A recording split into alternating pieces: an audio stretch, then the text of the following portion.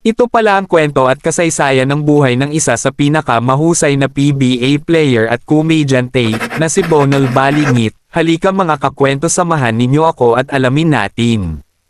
Si Bonal, Palahang Balingit, na mas kilala bilang Gentle Giant at Man Mountain, ay isang retiradong Filipino professional basketball player at komedyante na ang buhay ay nagmula sa simpleng pinagmulan sa Lanao del Norte hanggang sa pagiging 5 beses na kampiyon sa PBA at isang kilalang personalidad sa telebisyon.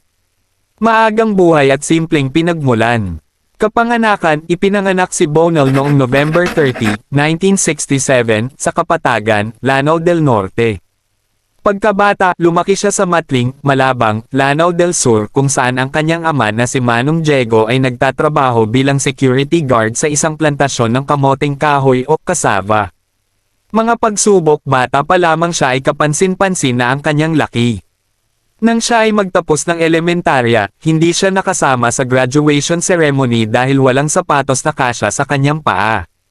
Pagkakadiscover noong 1983, nadiskubre siya ng isang scout na si Maglasang sa Lanao at dinala sa Ozamis City upang maglaro para sa Misamis Institute of Technology, MIT. Kalaunan, napansin din siya ng mga scout mula Cebu habang naglalaro sa Oroquieta City. Karera sa basketball, 1989 hanggang 2002. Kolehiyo at amateur, lumipat si Balingit sa Cebu upang maglaro para sa University of Visayas Green Lancer. Ayon sa mga kwento, nag-e-ensayo siya noon na nakatsinelas dahil kailangang ipa-customize ang kanyang sapatos. Bago maging profesional, naglaro rin siya para sa Magnolia Ice Cream sa Philippine Basketball League PBL. Karera sa PBA. Draft, napili siya bilang ika-11 overall pick sa 1992 PBA draft ng Swift Mighty Meaty Hot Dogs. Panahon sa RFM, 7 taon siyang naglaro sa RFM franchise, Swift Sunkist, Pop Cola, at naging bahagi ng 4 na kampyonato mula 1992 hanggang 1995. Pinakamagandang taon noong 1995, napanalunan niya ang PBA Most Improved Player Award at napabilang sa All-Star Team. Iba pang koponan, lumipat siya sa NBA upang maglaro para sa San Juan Knights, 1999 hanggang 2000, bago bumalik sa PBA sa Tanduay Rum Masters, 2001, at nagtapos sa Pure Foods TJ Hot Dogs noong 2002. National Team, kinatawan niya ang Pilipinas sa 1989 Southeast Asian Games, silver medal, at sa 1989 ABC Championship. Karera sa showbiz at pag-arte.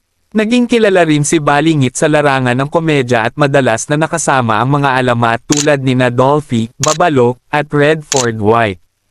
Mga pelikula, ilan sa kanyang mga pelikula ay Father at Son, 1995, Tung Tatlong Tatay Kung Pakitong Kitong, 1998, at Isprikitik, Walastik Kung Pomitik, 1999. Telebisyon, naging regular din siya sa mga sitcom at lumabas sa ilang episode ng Ang FPJ, Probinsyano bilang karakter na si Tutoy Layog. Buhay sa kasalukuyan, 2024 hanggang 2026. Tirahan, kasalukuyang naninirahan si Bonal sa Cebu City. Personal na buhay, siya ay may asawa ngunit walang anak. Serbisyong pangkomunidad, aktibo siya sa mga charity at humanitarian activities, kabilang ang paglahok sa PBA Legends Exhibition Games. Politika, noong October 2024, naghain siya ng Certificate of Candidacy, COC, upang tumakbo bilang konsehal sa South District ng Cebu City, na may layuning kumatawan sa sektor ng sports at tumulong sa mga lokal na atleta. Nagustuhan nyo ba ang ating video mga kakwento? Wag mo naman kalimutang i-like ang video natin at i-follow mo na rin ako, para updated ka sa mga bagong video natin at i-comment mo na rin dyan sa baba kung saan lugar ka para alam ko kung saan nakarating ang ating video. Salamat!